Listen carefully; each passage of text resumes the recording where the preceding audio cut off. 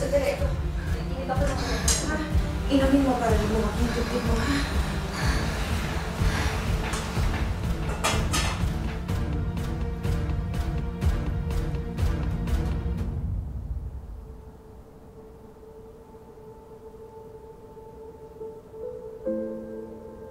Ma, huwag yun na po yung bawasan para sa gamot ko. Di ba ipon po natin yung para sa dream house natin? Mas importante yung gamot mo, anak.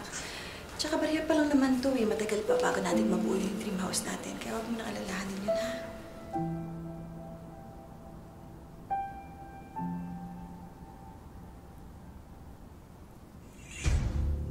Miko, alis ka? Saan ka pupunta? Magpapadentista ako eh. Unahin mo pa yung pagpapadentista mo! May sakit na yung anak mo! Kung ayaw mo umayos bilang asawa, sana umayos ka naman bilang ama!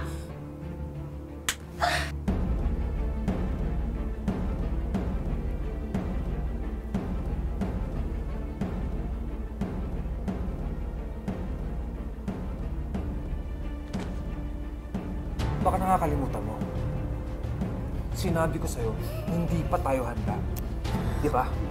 Pero anong ginawa mo? Ha? Tinuloy mo pa rin eh. Miko! Sandali, mag-usap naman tayo, Miko!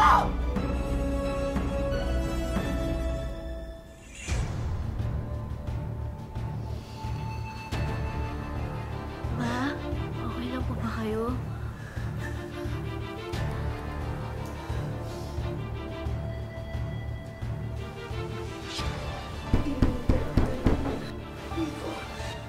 Miko!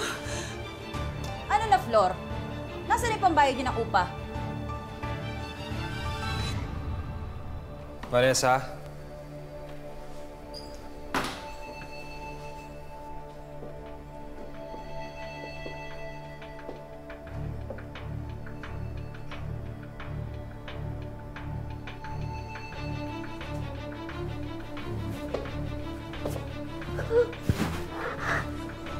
Doon tayo sa clinic. Wala na ba yung darating na ibang pasyente? Ikaw lang, appointment ko today.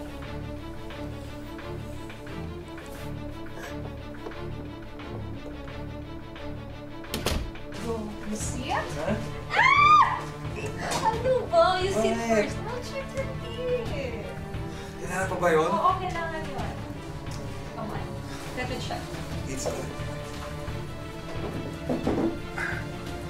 Open. Ah. Helping with what? Siyempre. Magaling yung nag-aalaga. Relax. Ganon? Ay!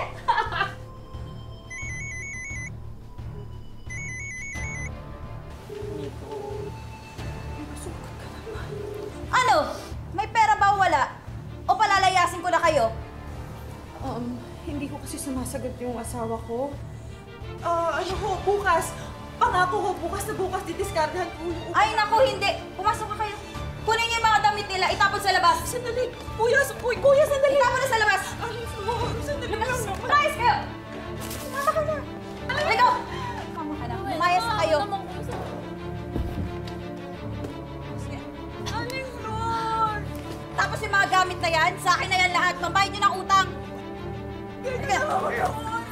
Bayaran ko kayo! Ikandado mo yun na maigi para hindi makapasok ng mga to.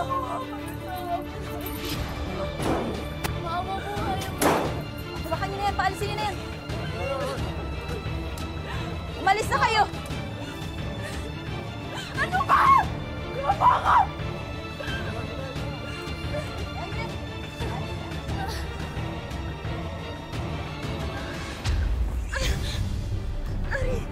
Anak!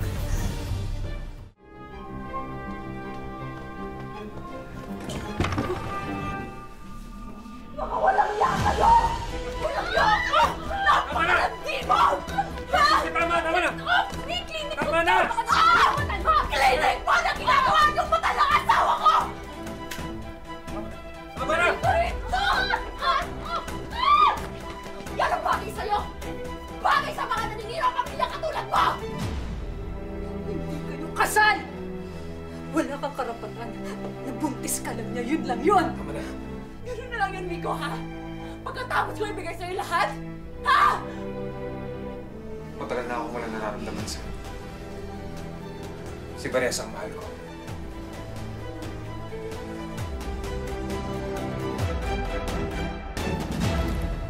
Na-experience ko naman din na lokohin ako ng lalaki dati. Pero hindi naman katulad ng ginawa ng Mikong yan. May sakit na nga yung anak niyo, nagawa niya pang mambabae. Grabe, ibang level na to, Mars. Demonyong level!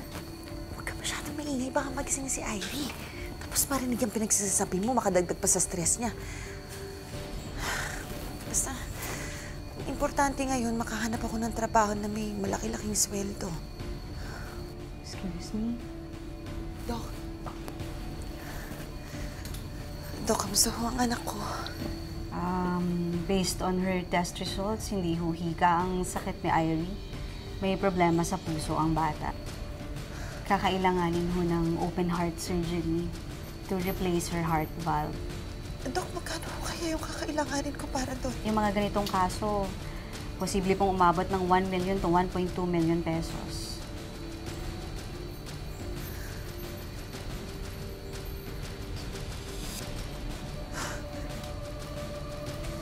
Diyos ko, Ferdinand. Sana ka maghanap na gano'n kalaking pesos.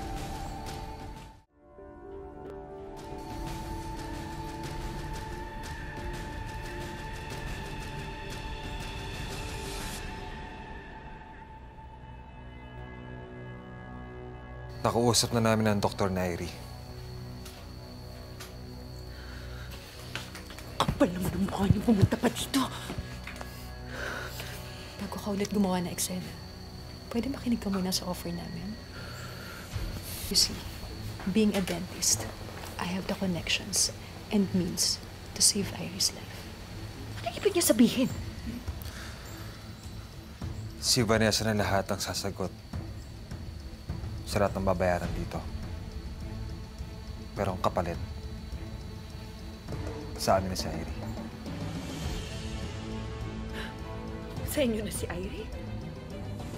Ano to? Gamit na pwedeng ipamigay? Gusto mo magpakananay? Hoy, Doc. Kung may problema yung matris mo, huwag mong idamay ang anak ko, ha? Dahil hindi ko siya hayaan lumaki sa isang katulad mo na malandi at parang walang pinag-aralan. Isa pa, anong alam mo sa pagiging ina? Kung pagiging ina yung pinagyayabang mo, matututunan mo. Pero yung mailigtas yung buhay ng anak mo, alam mo ako lang makakagawa nun. Ngayon, sige, sabihin mo sa akin, sino sa ating dalawa ang magiging mabuting ina para kay Ella? Ha?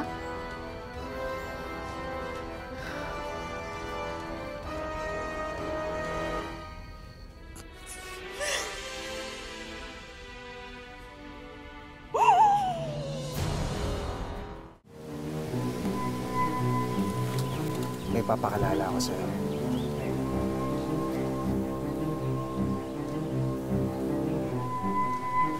Siya si Vanessa. Pwede mo rin siya tawaging Tita Vanessa.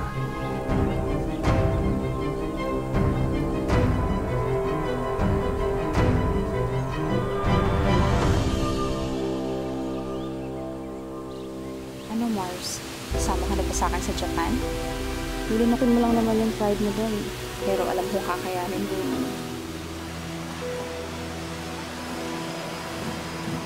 Ikaw ang Lucy.